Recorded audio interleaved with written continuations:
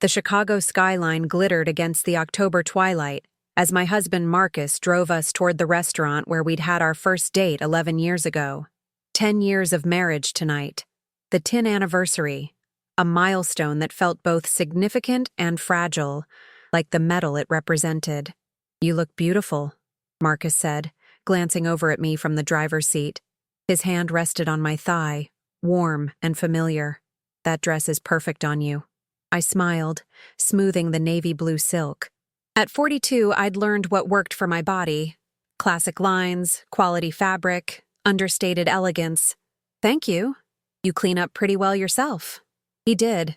Marcus had always been handsome. 6'2", broad-shouldered with silver threading through his dark hair in a way that made him look distinguished rather than old. At 45, he was in the best shape of his life, thanks to his new gym routine that he'd started 6 months ago. 6 months. The same time his new intern had started at his architecture firm. I pushed the thought away. I was being paranoid. Marcus loved me. We had a good marriage.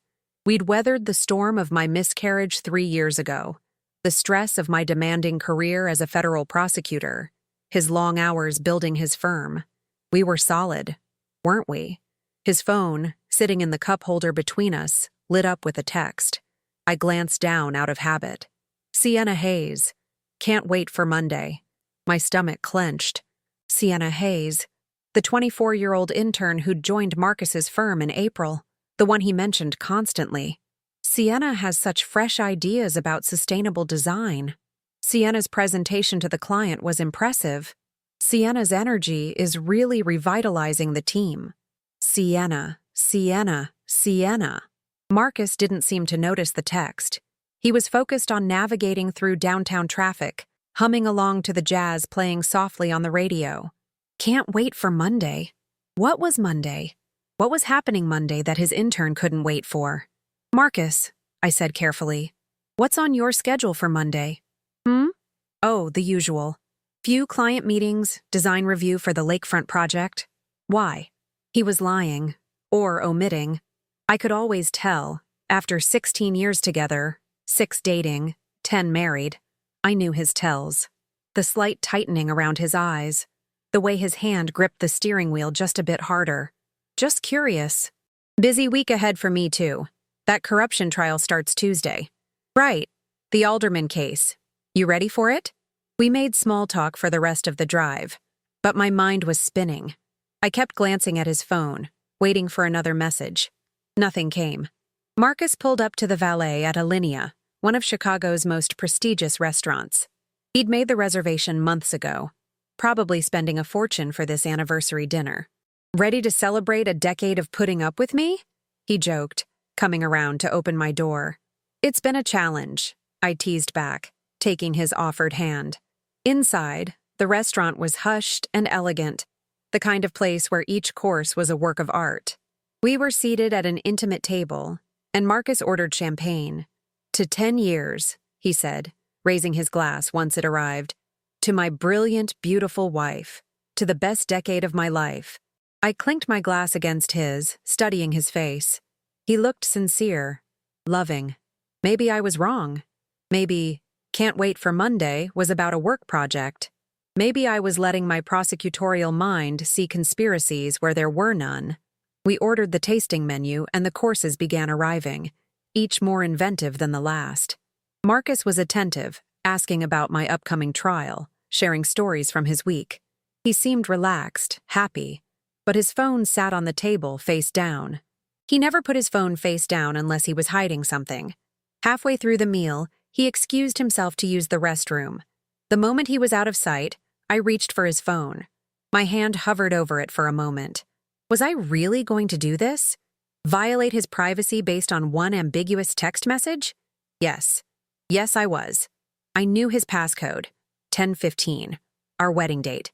The phone unlocked, and I went straight to his messages with Sienna Hayes. My heart stopped. The thread went back months. Hundreds of messages. "Sienna, 2 months ago. Last night was amazing. I keep thinking about your hands on me." Marcus. "Me too, but we have to be more careful. Victoria can't know." Victoria. Me, his wife of 10 years. I scrolled faster. my hands shaking. Sienna, last week. When are you going to leave her? I'm tired of being a secret. Marcus. Soon, after the anniversary. I don't want to ruin that for her. How considerate. He was going to wait until after our 10th anniversary dinner to destroy our marriage. Sienna. Yesterday. Can't wait for Monday. Our weekend in Door County is going to be perfect. Marcus. I told Victoria I have a client site visit in Milwaukee. We'll have 3 days together. 3 days. He was planning a romantic weekend getaway with his 24-year-old intern while telling me he was working. I kept scrolling, nausea rising. There were photos. Nothing explicit, thank God, but intimate. Sienna in Marcus's office, sitting on his desk. The two of them at what looked like a hotel bar. A selfie of them in a car, her hand on his chest. The timeline became clear. It had started shortly after she'd joined the firm. What began as mentorship had turned into something else. Coffee meetings became lunches. Lunches became dinners. Dinners became hotel rooms. For 6 months, my husband had been having an affair with a woman young enough to be his daughter. I heard footsteps and quickly placed the phone back exactly where it had been, face down. Marcus returned, sliding back into his seat with a smile. Sorry about that. Where were we? You were telling me about the lakefront project, I said, my voice remarkably steady. He launched back into the story, completely oblivious that I'd just discovered his betrayal. I watched him talk, animated and enthusiastic, and wondered how I'd missed it. The signs had been there. The new gym membership, the upgraded wardrobe, the frequent late nights at the office, the way he'd started styling his hair differently. All the classic cliches, and I'd missed everyone. The server brought our next course. I forced myself to eat, to nod, to smile. Marcus reached across the table and took my hand. I love you, Victoria. These 10 years have been incredible. I looked into his eyes. The same warm brown eyes I'd fallen in love with at a gallery opening 11 years ago. The eyes that had looked at me on our wedding day with such joy. The eyes that had cried with me when we lost the baby. Those same eyes had been looking at Sienna Hayes with desire for 6 months. I love you too, I heard myself say. After dinner, Marcus drove us home to our Lincoln Park brownstone. The house was dark. Our cat, Fitzgerald, was probably asleep on our bed upstairs. I have a surprise for you, Marcus said as we walked in. He pulled a small box from his jacket pocket. I know we said no gifts, but I couldn't resist. I opened it. Inside was a delicate platinum bracelet, simple and elegant. It's beautiful, I said. 10 years is platinum in modern terms, even though traditionally it's tin. I wanted to give you something that would last. He fastened it around my wrist. Like us. The irony was almost funny. He was giving me jewelry to commemorate a marriage he was planning to end. Thank you, I managed to say. That night, Marcus made love to me with what seemed like genuine passion. Afterward, he held me close, his arm around my waist, his breath warm on my neck. Happy anniversary, Victoria.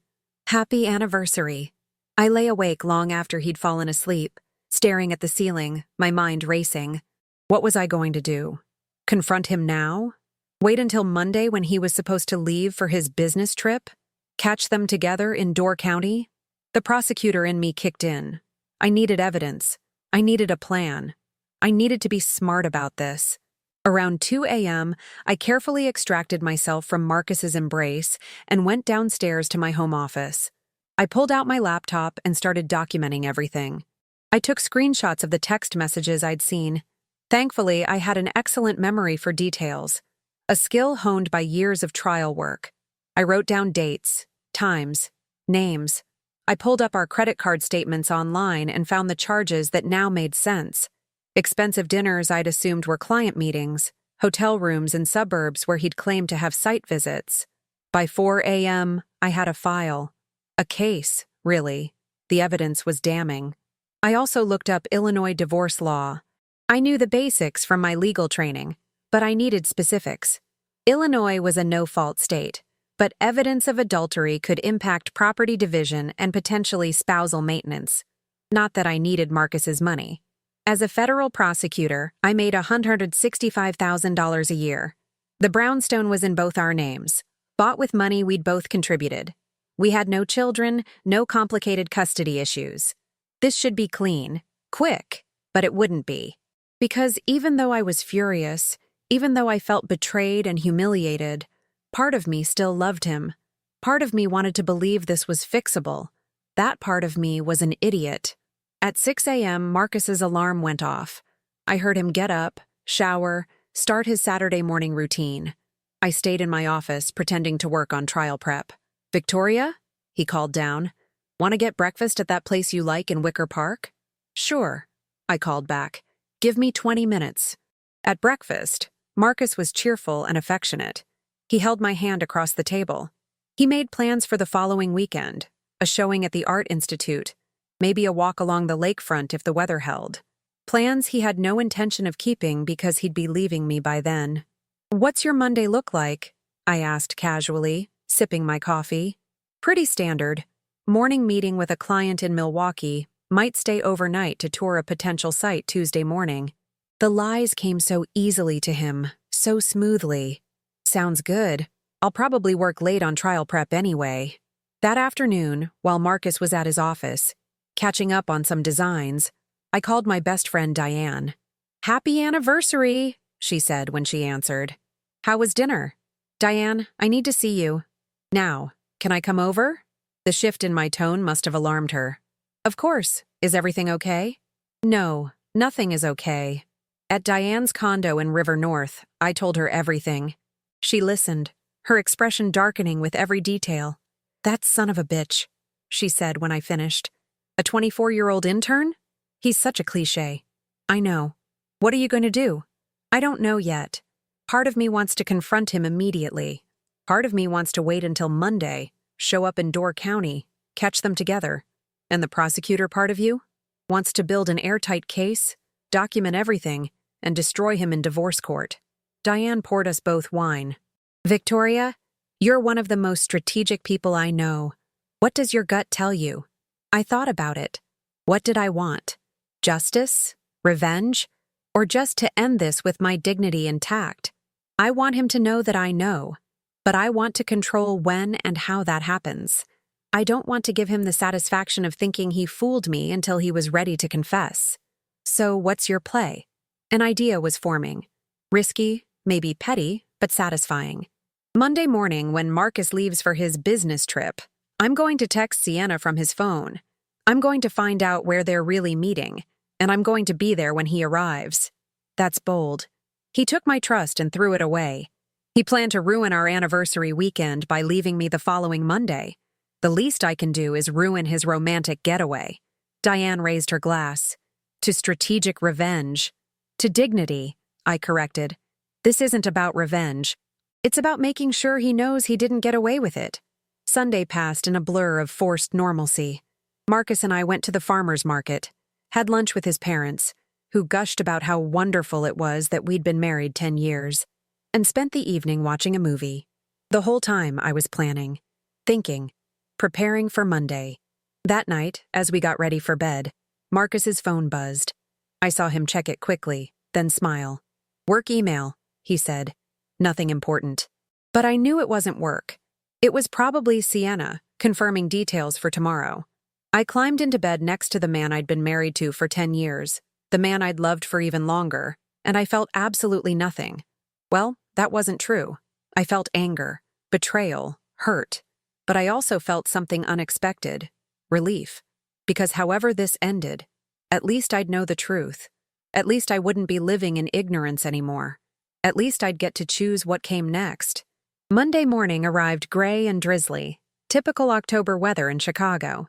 Marcus was up early, packing his overnight bag with the careful precision of someone who'd done this before. "I should be back Tuesday evening," he said, zipping the bag. "Wednesday at the latest if the site visit runs long." "Sounds good. I'll probably be working late anyway." Trial prep. I sipped my coffee, watching him over the rim of my mug. "Where in Milwaukee is the site?" "Bayshore area. New mixed-use development the client is considering." Another lie, smooth and practiced. "Drive safely. Weather's supposed to be bad." He kissed me goodbye. A real kiss, not a perfunctory peck. "Love you." "Love you too." I watched from the window as his BMW pulled out of the driveway. The moment he was out of sight, I grabbed his iPad from the study. He rarely took it on trips, preferring to travel light. It was synced to his phone, which meant I could see his messages in real time. At 8:47 a.m., exactly 12 minutes after he left, a text came through. Sienna, just left my apartment. So excited. See you at the cottage at noon? Marcus, can't wait. Drive safely, beautiful. The cottage. Not a hotel. They had rented a cottage somewhere. I opened Marcus's browser history on the iPad and found what I was looking for. A booking confirmation from last week. A lakefront cottage in Door County, Wisconsin. 3 days, 2 nights. Check-in Monday at 2 p.m., check-out Wednesday at 11 a.m.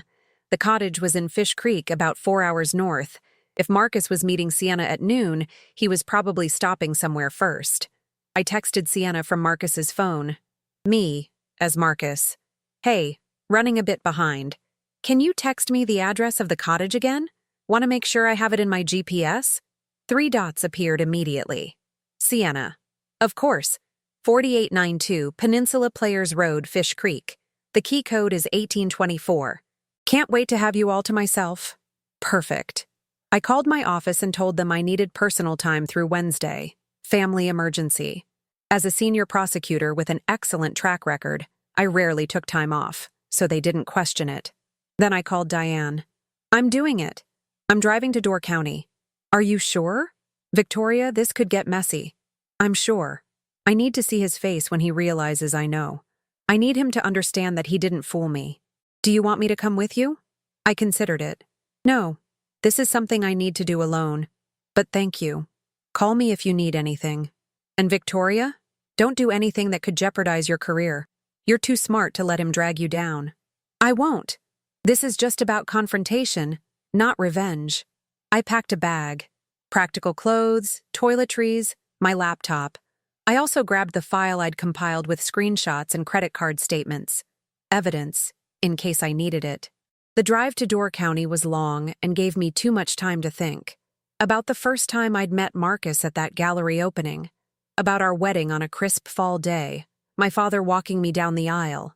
About the miscarriage that had nearly broken us but somehow brought us closer. Or so I'd thought. About all the moments I'd missed. The late nights that weren't really about work. The business trips that weren't really business. The phone calls he'd taken in another room. I'd been so focused on my career, on climbing the ladder at the U.S. Attorney's office, that I'd stopped paying attention to my marriage. I'd assumed it was solid because I wanted it to be solid. I'd been a fool. Around 11:30 a.m., I pulled into Fish Creek, a charming little town on the peninsula. I found the cottage easily, a beautiful cedar structure right on the water, private and secluded. Marcus's BMW wasn't there yet. Neither was Sienna's car. I parked down the road, out of sight, and waited. The rain had stopped, leaving everything damp and glistening. At 11:52 a.m., a silver Toyota pulled into the cottage driveway. A young woman got out, blonde, petite, wearing designer jeans and a cashmere sweater. Sienna Hayes. She looked even younger in person than in the photos I'd seen online. She used the key code to let herself in, dragging a suitcase behind her. 8 minutes later, Marcus's BMW appeared. My heart started pounding as I watched him park, grab his bag, and walk to the door with the confidence of a man who thought he'd gotten away with something. I gave them 10 minutes, long enough to get settled, to let their guard down. Then I got out of my car and walked up to the cottage. Through the front window, I could see them in the kitchen. Sienna in Marcus's arms, his hands on her waist, both of them laughing. I used the key code Sienna had so helpfully provided and walked in. They didn't hear me at first, too absorbed in each other. It was Marcus who finally looked up and saw me standing in the doorway. The color drained from his face. Victoria. What? How? Hi, honey, I said calmly. Thought I'd surprise you on your business trip. Sienna jumped away from Marcus like she'd been electrocuted. Oh my God. You must be Sienna, the intern who can't wait for Monday. Well, it's Monday. Are you having a good time? Mrs. Anderson, we weren't. Please don't insult me by lying. I've seen the texts. Hundreds of them. I know about the affair. I know it's been going on for 6 months. I know everything. Marcus found his voice. Victoria, let me explain. Explain what? That you've been sleeping with your intern? That you planned a romantic weekend getaway while telling me you had a business trip? That you were going to leave me right after our anniversary dinner? I walked further into the cottage. Oh, and thank you for the bracelet, by the way. Very thoughtful, considering you were planning to end our marriage. Sienna looked like she might cry. I didn't know. He said, what did he say? That his marriage was over? That his wife didn't understand him? That you were special, different, worth risking everything for? She didn't answer, just stared at the floor. I turned to Marcus. When were you going to tell me? Wednesday when you got back? Or were you going to drag it out longer, keep lying until it was convenient for you? I was going to tell you this week. I swear. I needed time to figure out how. How considerate. You needed time. Meanwhile, I spent 10 years being faithful to you. 10 years supporting your career, your dreams. I gave up opportunities for partnership at private firms because you wanted to start your own company and needed stability. I put off having children because you said the timing wasn't right. And this is how you repay me? Victoria, please. Don't. I held up my hand. Don't apologize. Don't explain. Don't make this worse by pretending you're sorry you did it. You're just sorry you got caught. That's not true. I do love you. If you loved me, you wouldn't have spent 6 months screwing your intern. Sienna made a small sound of distress. I ignored her. This was between me and Marcus. How did you find out? He asked quietly. You got sloppy. Your phone buzzed Saturday night on our way to dinner. Sienna's text. Can't wait for Monday. I unlocked your phone while you were in the bathroom and read everything. Jesus, Victoria. That was our anniversary. Yes, our 10th anniversary. The night you gave me a bracelet and told me our marriage would last forever, while planning to end it 3 days later. I pulled out my phone. I've documented everything, by the way. Screenshots of texts, credit card statements, hotel receipts. I've already consulted a divorce attorney. Papers will be filed by the end of the week. Marcus sank into a chair. You've already filed? I have an appointment Wednesday. I wanted to give you a chance to come clean first, but clearly that wasn't going to happen. Can we talk about this? Just the two of us? There's nothing to talk about. You made your choice when you started sleeping with her. I looked at Sienna, who was crying openly now. How old are you? 24, she whispered. 24. Young enough to be his daughter. Do you know how many times he's done this? How many young women at his firm he's pursued? This is the first time, Marcus protested. Sienna's different. She's not different. She's just the latest. And when he gets bored, there will be another one. That's how men like you work. That's not fair. Fair? You want to talk about fair? I laughed bitterly. You know what's not fair? Wasting a decade of my life on someone who couldn't keep his vows. But I'm done wasting time. I pulled off the bracelet he'd given me on Saturday and set it on the counter. Keep it. Give it to her. I don't want anything from you except a quick, clean divorce. Victoria, wait. But I was already walking toward the door. I turned back once. You two enjoy your romantic weekend. I'm going home to start packing your things. Where am I supposed to go? I don't care. Hotel? Her apartment? Sleep in your office for all I care? But you're not coming back to our house. You can't just throw me out. The house is in both our names, but possession is 9/10 of the law. And right now, I'm in possession. If you try to come back, I'll have the locks changed. I looked at my watch. You have until 6 p.m. tonight to retrieve any personal items you can't live without. After that, it goes to storage. This is insane. No, Marcus. What's insane is thinking you could cheat on me for 6 months and I'd just accept it. I'm a federal prosecutor. I deal with liars and criminals for a living. Did you really think I wouldn't figure it out? I left before he could respond, walking out of the cottage and back to my car with my head held high. My hands were shaking as I started the engine, but I'd done it. I'd confronted them, maintained my dignity, and made it clear that I wasn't a victim. The drive back to Chicago was a blur. I called Diane and told her everything. You're a badass, she said. Seriously, walking in there like that? Iconic. I feel like I'm going to throw up. You just confronted your cheating husband at his secret romantic getaway. You're allowed to feel sick, but Victoria, you handled that perfectly. You were strong, you were clear, and you didn't let him manipulate you. He looked so shocked, like he couldn't believe I'd figured it out. Men always underestimate women, especially successful women who they think are too busy to notice. When I got home around 4 p.m., I immediately called a locksmith. Then I started packing Marcus's things.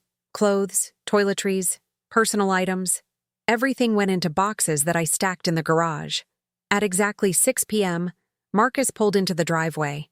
I watched from the window as he used his key, only to find it didn't work. He rang the doorbell. I opened it but didn't invite him in. Really? You changed the locks? I told you I would.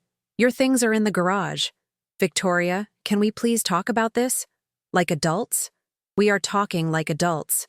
Adult conversation. You cheated. I'm divorcing you. You need to find somewhere else to live. This is still my house. Then hire a lawyer and fight me for it. But right now, you're not welcome here. He stared at me for a long moment. I never meant to hurt you. But you did. And sorry doesn't fix it. Can I at least explain? Explain what? That you fell for your intern? That the affair just happened? That you were unhappy in our marriage but never bothered to tell me? I crossed my arms. There's no explanation that makes this okay, Marcus. Save your breath. What about counseling? We could try to work through this. I don't want to work through this. I want a divorce. I want you out of my life. His face crumpled. 10 years, Victoria. We've been together for 10 years. That has to mean something. It did mean something. Past tense. You destroyed that when you chose Sienna over me. I didn't choose her over you. Then what do you call spending 6 months lying to me so you could sleep with her? What do you call planning a romantic weekend while pretending to go on a business trip? If that's not choosing her over me, I don't know what is. He had no response to that. Your boxes are in the garage. Take them tonight. I don't want to see you again until we're in mediation. After he left, I walked through the empty house. Our house. My house now. It felt different. Quieter. Lonelier, but also cleaner somehow. Like something toxic had been removed. I poured myself a glass of wine and sat in the living room. Fitzgerald curled up beside me. My phone buzzed with a text from Diane. Diane. How did it go? Me. He came for his things. It's over. Really over. Diane. How do you feel? I thought about her question. How did I feel? Sad, angry, betrayed, relieved, empowered. All of it at once. Me. Like I just took out the trash. It hurts, but it needed to be done. Diane. I'm proud of you. Want me to come over? Me. Not tonight. I need to process this alone, but thank you. Diane. Call me if you change your mind. Love you. Me. Love you too. That night, I slept alone in our bed for the first time in 10 years. Tomorrow, I'd call the divorce attorney. I'd start the legal process. I'd begin rebuilding my life. But tonight, I just let myself feel everything. The grief, the anger, the loss. And underneath it all, the first tiny spark of something new. Freedom. The divorce attorney's office was in a glass high-rise in the Loop with views of Lake Michigan. Patricia Chen was a woman in her 50s with a reputation for being brilliant and ruthless. Exactly what I needed. Ms. Anderson, thank you for coming in, she said, gesturing to a chair. I reviewed the information you sent over. You have an interesting case. Interesting how? Illinois is a no-fault state, which means the affair itself doesn't impact the divorce proceedings legally. However, the evidence you've gathered, the documented use of marital funds for the affair, does matter. Hotels, dinners, gifts purchased with joint credit cards. That's dissipation of marital assets. Meaning? Meaning the court can order him to reimburse you for those funds. We're talking roughly $15,000 over 6 months based on your documentation. She pulled out a legal pad. Tell me about your assets. We spent 2 hours going through everything. The brownstone, bought 5 years ago for $850,000, now worth close to $1.2 million. Our retirement accounts, savings. The fact that we had no children meant no custody issues, which simplified things considerably. Given your respective incomes and the dissipation of assets, I believe we can negotiate a settlement that gives you the house, your retirement account, and compensation for the affair-related expenses. He'd keep his retirement account and his business. That's fair. I don't want anything from his business. Good. The cleaner we can make this, the faster it goes. She paused. Have you had any contact with him since Monday? He's texted. I haven't responded. Keep it that way. All communication should go through me from now on. Don't give him any ammunition to claim you're being difficult or vindictive. After leaving Patricia's office, I went to work for the first time since Monday. My colleagues were surprised to see me. Victoria, we thought you were taking personal time through Wednesday. My boss, U.S. Attorney James Morrison, said. Personal emergency resolved itself faster than expected. I'm ready to get back to trial prep.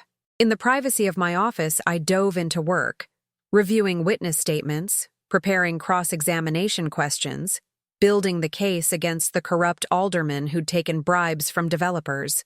The familiar rhythm of legal strategy helped quiet my mind. Around noon, my phone buzzed. Marcus, please, can we talk? Face to face? I need to explain things. I deleted the message without responding. 10 minutes later, another text. Marcus, I know I don't deserve it, but I'm asking for one conversation. Give me a chance to apologize properly. Delete. Marcus. Victoria, please. 10 years has to mean something. I blocked his number. That evening, Diane came over with Thai food and wine. How was the attorney? Good. We should have a settlement within a few months if Marcus cooperates. And if he doesn't? Then we go to court and I air all his dirty laundry publicly. I doubt he wants that. We ate dinner and watched mindless TV, not talking about Marcus or the divorce.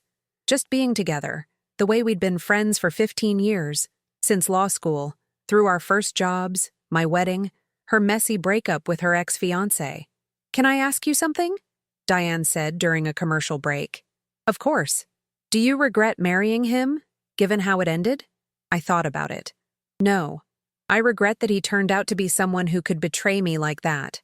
But I don't regret the good years. They were real, even if they're over now. That's very mature of you. Or I'm just good at compartmentalizing. Comes with the job. On Thursday, Marcus showed up at my office. My assistant buzzed me. There's a Marcus Anderson here to see you. He doesn't have an appointment. I sighed. Send him away. Tell him all communication goes through my attorney. 5 minutes later, my office phone rang. Marcus. Victoria, please. Just 5 minutes. I'm begging you. I have nothing to say to you. Then just listen. Give me 5 minutes to explain, and then I'll leave you alone. Against my better judgment, I said, Fine. 5 minutes. In the conference room. He looked terrible when he walked in. Rumpled suit, dark circles under his eyes, hair uncombed. The confident, polished architect was gone, replaced by a man who looked like he hadn't slept in days. Thank you for seeing me, he said. I crossed my arms and waited. I know I don't deserve your forgiveness. I know what I did was unforgivable, but I need you to understand. It wasn't about you.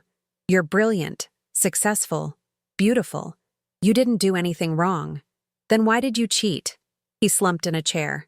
Because I'm an idiot. Because I turned 45 and panicked.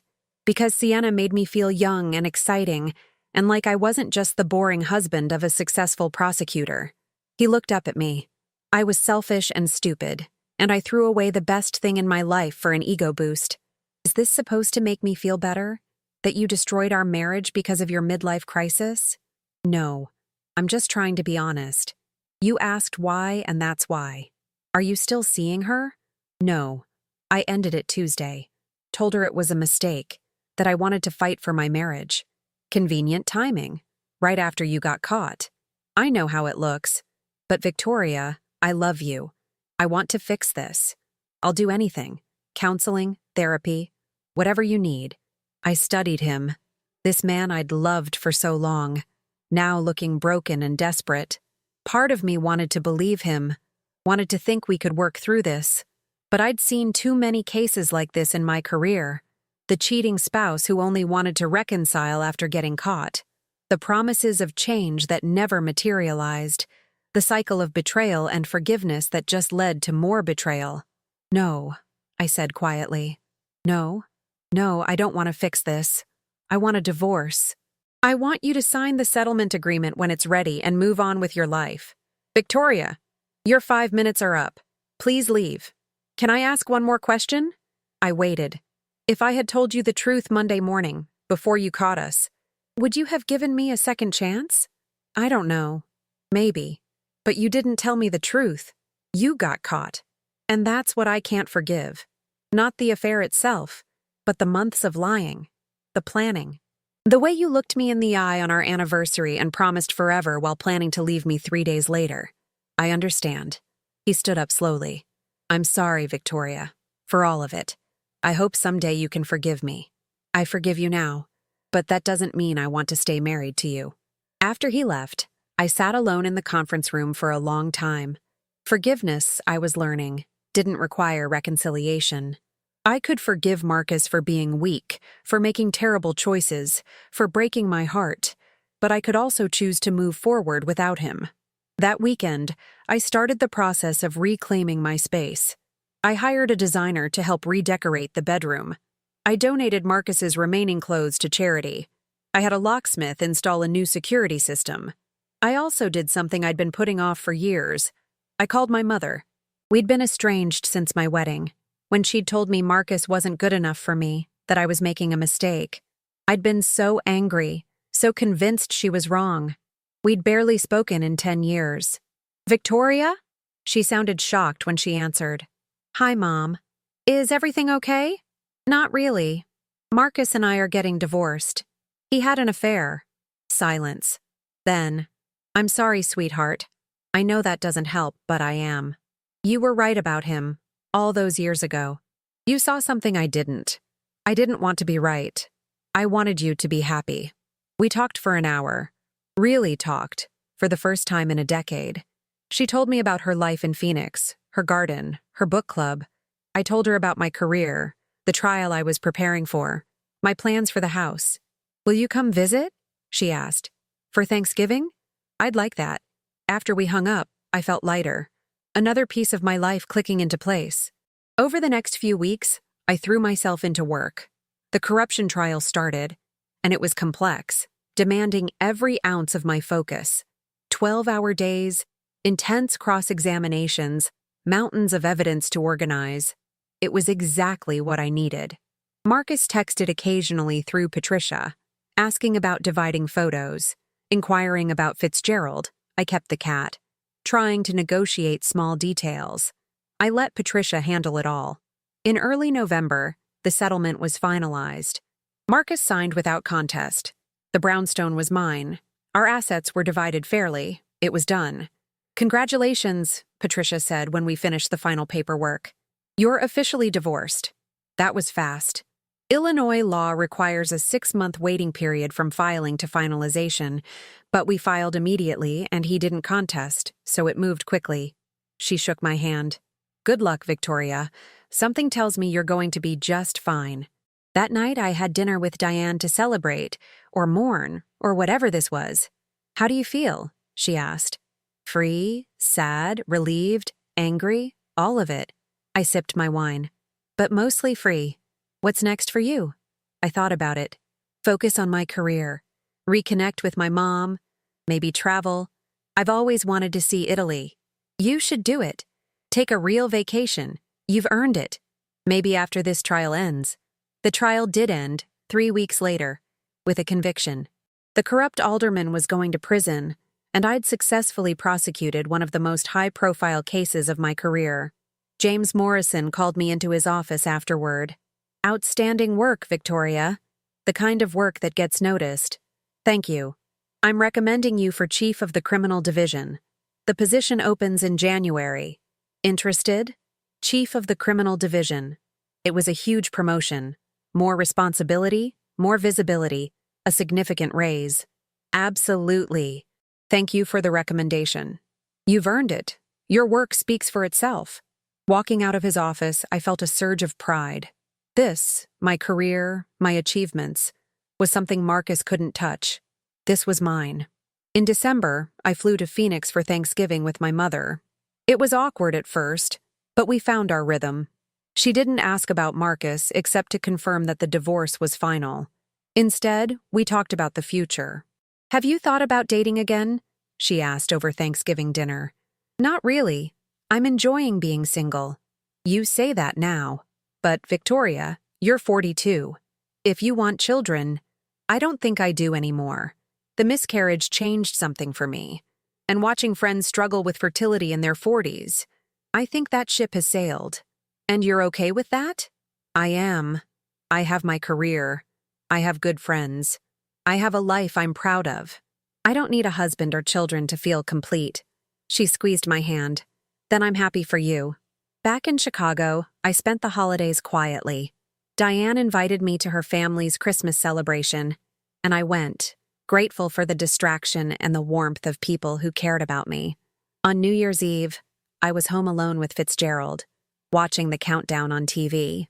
When midnight struck, I raised a glass of champagne to the empty room.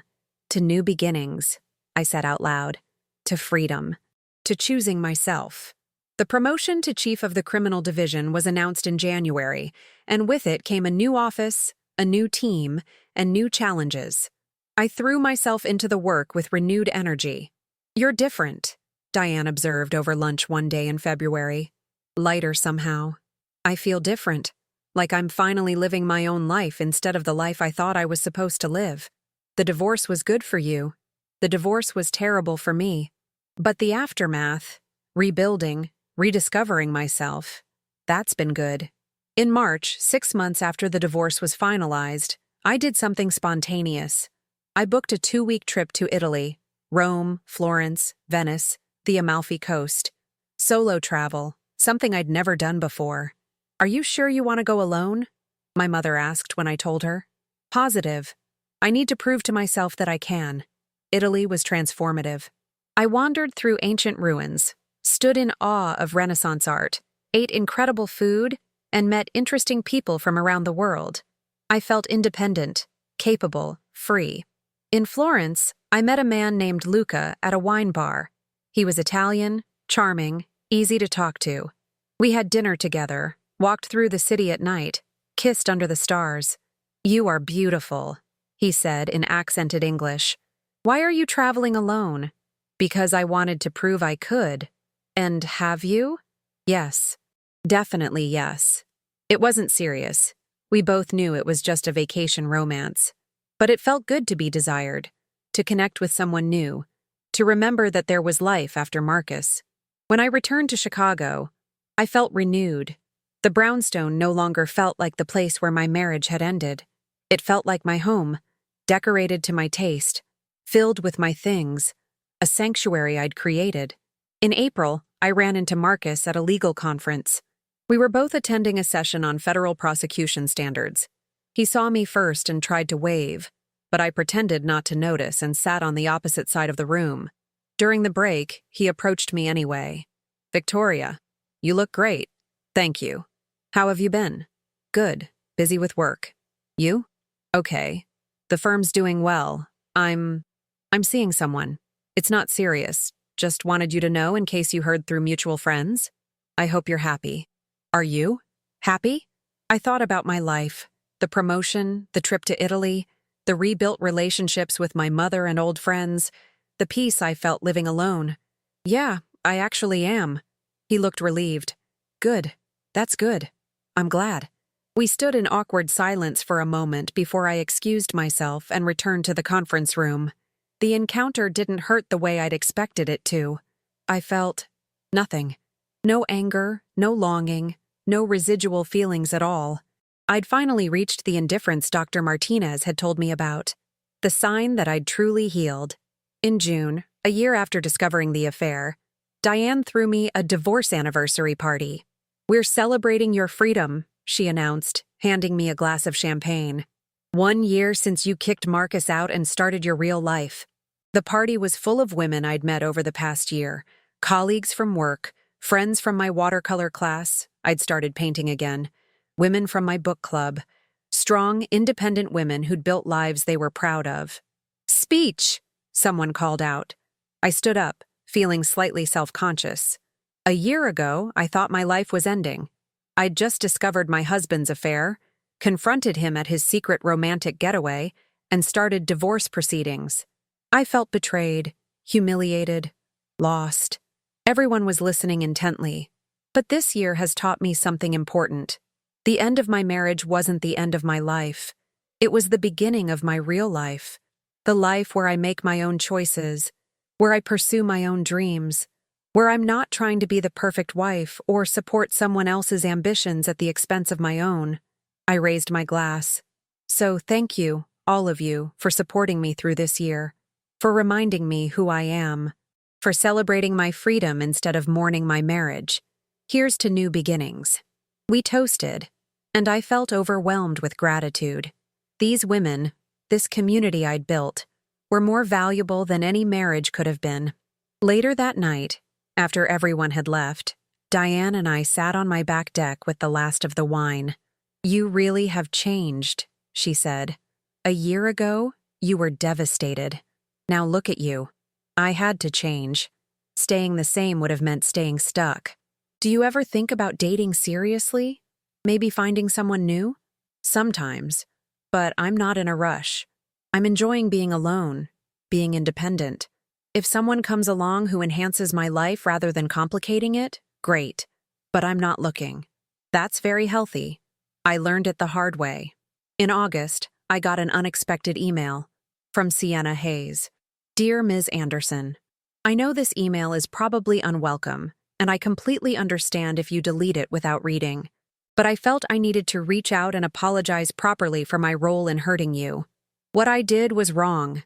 I was young and stupid, and I didn't think about the consequences of my actions. I didn't consider you as a real person, just an abstract obstacle to what I wanted. I'm ashamed of that now. I'm not asking for your forgiveness. I don't deserve it. I just wanted you to know that I'm sorry. Truly, deeply sorry. Marcus and I haven't spoken since that day in Door County. I left his firm and moved back to California to be closer to my family.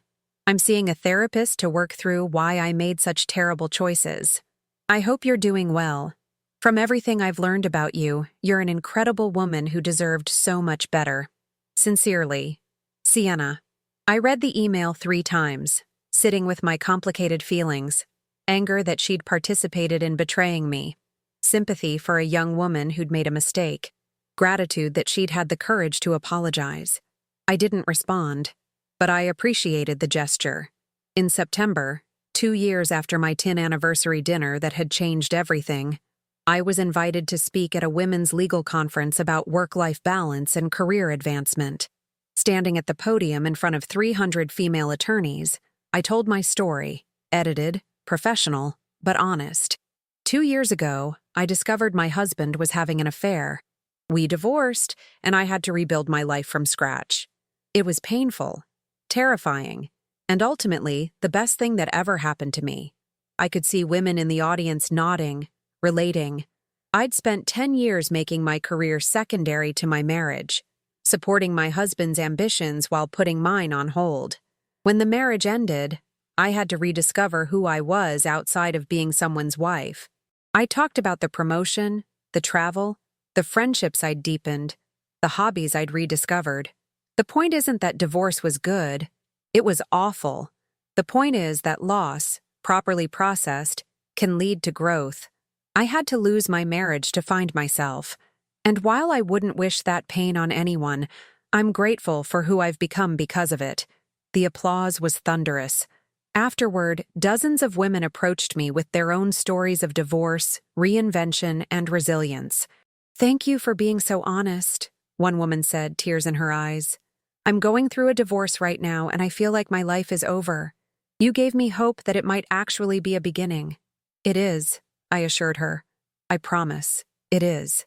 That evening, I had dinner with a man named David, a fellow prosecutor I'd met at the conference. We'd struck up a conversation about a case he was working on, discovered we both loved Italian food and hiking, and decided to have dinner together. "So you're the famous Victoria Anderson," he said over pasta. "The prosecutor who took down the corrupt alderman and gave that inspiring speech this afternoon." "I don't know about famous." "In legal circles, you kind of are. Your career trajectory is impressive.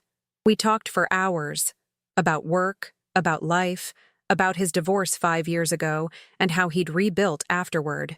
It gets easier, he said. The first year is brutal, but eventually you wake up and realize you're happy. Actually happy, not just pretending? I'm there now, actually happy.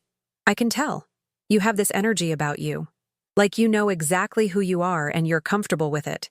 That's the nicest compliment anyone's given me in a long time. When he walked me back to my hotel, he asked, "Can I see you again? When we're both back in our respective cities?" David lived in Minneapolis, but he traveled to Chicago frequently for work. I'd like that.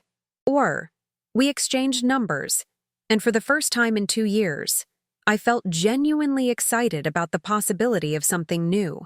Over the next few months, David and I saw each other when we could. Dinners when he was in Chicago, weekend visits to Minneapolis, long phone calls in between. It was casual, easy, with no pressure for it to be more than it was. I like this pace, I told him one evening in November. No rushing, no pressure. Me too. We've both been through divorces. We know the value of taking our time. By December, we'd been seeing each other for 3 months.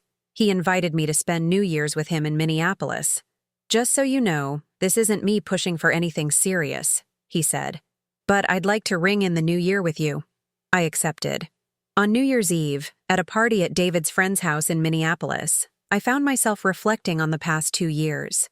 The devastation of discovery, the pain of divorce, the slow, difficult work of rebuilding, and on the other side of all that pain, a promotion I'd earned on my own merits, friendships I'd deepened, a relationship with my mother I'd repaired, the confidence that came from knowing I could survive anything, and maybe, just maybe, the beginning of something new with someone who valued me for who I actually was. At midnight, David kissed me softly. "Happy New Year, Victoria." Happy New Year. Spring arrived in Chicago with its typical dramatic flair. One day snow, the next day sunny and 60 degrees. I stood in my backyard, now completely redesigned with a garden I'd planted myself, and felt a contentment I'd never experienced in my marriage. My phone rang. My mother. "Hi, Mom." "Victoria, I have news. I'm moving back to Chicago." "What? Why?" "Because my daughter is there. Because I've been in Phoenix for 15 years and I miss seasons. Because I want to be closer to you." She paused. "If that's okay?" "Of course it's okay. I'd love that." "Good. I'm looking at condos in Lincoln Park. Maybe we can help each other look." After we hung up, I smiled. My mother, moving back to Chicago to be near me. 2 years ago, we barely spoke. Now we talked weekly, and she was relocating to be part of my life. At work, I was thriving. The criminal division was running smoothly under my leadership, and I'd just been asked to speak at the National Association of Attorneys General Conference in May. "You're making quite a name for yourself," James Morrison said during our monthly one-on-one. "Have you thought about your long-term trajectory?" Meaning? Meaning someday I'm going to retire, and the U.S. attorney position will open up. You'd be a strong candidate. U.S. attorney, the top federal prosecutor in the district. It was a position I'd dreamed about but never thought was realistic. I'd be honored to be considered when the time comes. Keep doing what you're doing, and you'll be more than considered. In April, 3 years after discovering Marcus's affair, I was contacted by a journalist writing a book about women in law who'd overcome personal challenges to achieve professional success. "I'd love to include your story," she said. "How you navigated divorce while advancing your career. How you turned personal devastation into professional triumph." I agreed to be interviewed, and the conversation was cathartic. Telling my story to someone outside my circle, seeing it as something worthy of being written about, made me realize how far I'd truly come. Meanwhile, my relationship with David was deepening naturally. We'd been together for a year and a half, splitting our time between Chicago and Minneapolis. It was comfortable, equal, built on mutual respect and shared values. "I've been thinking," he said one weekend when he was visiting, "about asking for a transfer to the Chicago office." "Really? That's a big move." "I know, but I'm here half the time anyway. And Victoria, I love you. I want to see where this goes without the complication of distance." It was the first time either of us had said, "I love you." The words hung in the air, significant but not scary. "I love you too," I said. "But David, I need you to understand. I'm never getting married again. I don't need that institution. I'm happy with how things are. I don't need marriage either. I just need you." "Then yes, I'd love for you to move to Chicago." By summer, David had transferred and moved into a condo in the West Loop. We maintained separate spaces, his place and mine, and it worked perfectly. Together when we wanted to be, independent when we needed to be. "This is the healthiest relationship I've ever seen," Diane observed one evening when the three of us had dinner together. "Because we both came into it whole," I explained. "Neither of us needs the other to be complete. We choose to be together because it enhances our lives, not because we're afraid of being alone." In August, I ran into Marcus again, this time at a neighborhood restaurant. He was with a woman, probably mid-30s, laughing at something he'd said. He saw me and waved. I waved back, genuinely unbothered by his presence. After his date went to the restroom, he came over to my table. "Victoria, you look great." "Thanks, you too." "I heard about your promotion. Congratulations. Chief of the Criminal Division. That's impressive." "Thank you. How's the firm?" "Good. Really good, actually. We landed a major sustainable development contract." He gestured toward the woman returning from the restroom. "That's Amanda. We've been together about a year. I'm happy for you." And I was. Not because I wanted him to be happy specifically, but because his happiness or unhappiness no longer affected me at all. "Are you seeing anyone?" "I am. His name is David. He's a prosecutor in the Minneapolis office. He just transferred here." "That's great. Really great." He seemed to want to say something else, but Amanda was waiting. "Take care of yourself, Victoria." "You too." After he left, David reached across the table and squeezed my hand. "You okay?" "Completely. It's strange. I used to think seeing him would hurt, but I feel nothing. It's like looking at a stranger. That's how you know you've healed." In October, I spoke at the Women's Legal Conference again, this time as a featured keynote speaker. My topic was resilience. 3 years ago, my marriage ended because of my husband's infidelity. I was devastated, humiliated, lost. I thought my life was over. I paused, looking out at the audience of hundreds of women. What I've learned in the 3 years since is that endings can be beginnings in disguise, that loss can lead to growth, that sometimes the worst thing that happens to you can redirect you toward the life you were actually meant to live. I talked about the promotion, about rebuilding relationships, about learning to be happy alone before finding a healthy partnership. I'm not grateful my husband cheated. That betrayal was devastating. But I am grateful for who I became in the aftermath, for the strength I discovered, for the life I built from the ruins of my marriage. The standing ovation lasted 3 full minutes. Later, at the reception, a young prosecutor approached me. "Ms. Anderson, thank you for your honesty. I'm going through a divorce right now. My husband cheated with someone from his office. I feel like my world is ending." I took her hand. "It feels like ending, but I promise you, it's not. It's just changing. And if you do the work, really process the grief, rebuild yourself, discover who you are outside of the marriage, you'll come out stronger on the other side." How long did it take you to feel okay again? The first year was brutal. The second year was better. By the third year, I was actually happy. Not just surviving, but thriving. 3 years feels like forever. It does. But time passes whether you heal or not. Might as well use it to grow. In November, my mother closed on her condo in Lincoln Park, just 6 blocks from my brownstone. We had dinner together weekly now, and the relationship we'd lost during my marriage to Marcus was fully restored. "I'm proud of you," she said one evening over dinner at my place, "for how you've handled everything, for building this life. Thank you. And Mom, I'm sorry I shut you out all those years ago. You were right about Marcus. I didn't want to be right. I wanted you to be happy. I am now, actually happy. I can see that. And Victoria? This David seems like a good man. Very different from Marcus. He is. He respects me, values me, doesn't try to make me smaller to make himself feel bigger. That's what you deserve." In December, David and I spent the holidays with my mother and Diane's family. It felt like the family I'd chosen, not bound by blood or marriage, but by love and choice. On Christmas Eve, as we were decorating my mother's new condo, David pulled me aside. "I have something for you." He handed me a small box. Inside was a simple platinum band. "It's not an engagement ring," he said quickly. "I know you don't want marriage, but I wanted to give you something that symbolizes my commitment to you, to us, to building a life together without needing the institution of marriage to validate it." I slipped the ring on my right hand. "It's perfect. Thank you. I love you, Victoria. Not because I need you, but because I choose you. I choose you too." On New Year's Eve, 4 years after my 10th anniversary dinner that had revealed Marcus's affair, I hosted a party at my brownstone. The house was filled with people I loved: my mother, Diane, David, colleagues from work, friends from various parts of my life.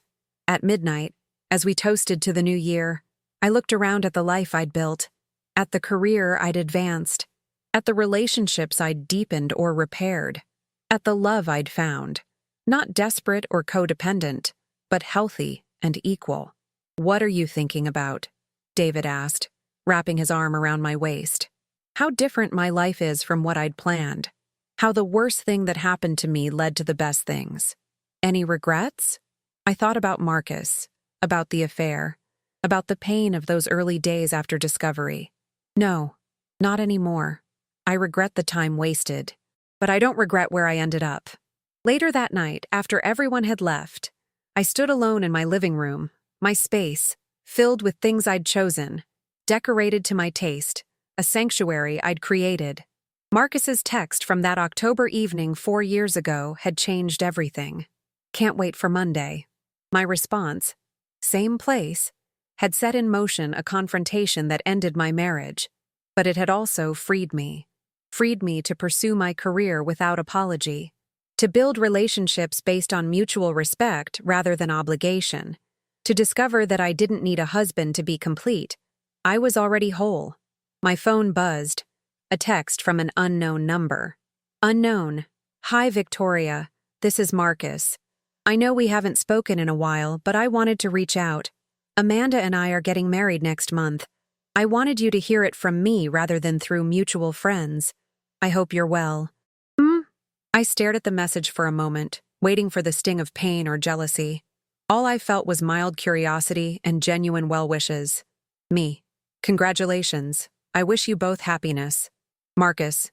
"Thank you. Are you happy?" "Really?" Me. "Yes, really. I have a great career, wonderful friends, a healthy relationship. I'm exactly where I'm supposed to be." Marcus. "I'm glad. You deserve that. Take care, Victoria." Me. "You too." I deleted the message thread and set down my phone. Fitzgerald jumped onto my lap, purring contentedly. I stroked his fur, looking around at my life. 4 years ago, I'd thought my world was ending. I'd discovered my husband's affair on our anniversary and had to rebuild everything from scratch. Now I was chief of the criminal division, one of the most respected prosecutors in the district. I had a healthy relationship with a man who valued me. I'd repaired my relationship with my mother.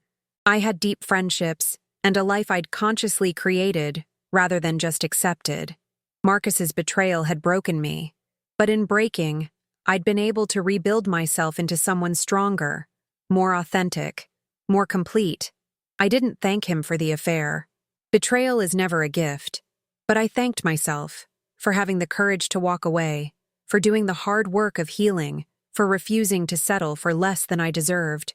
And as I climbed the stairs to bed in the house that was entirely mine, in the life I'd built with intention and pride, I felt something I'd never felt in my marriage: peace.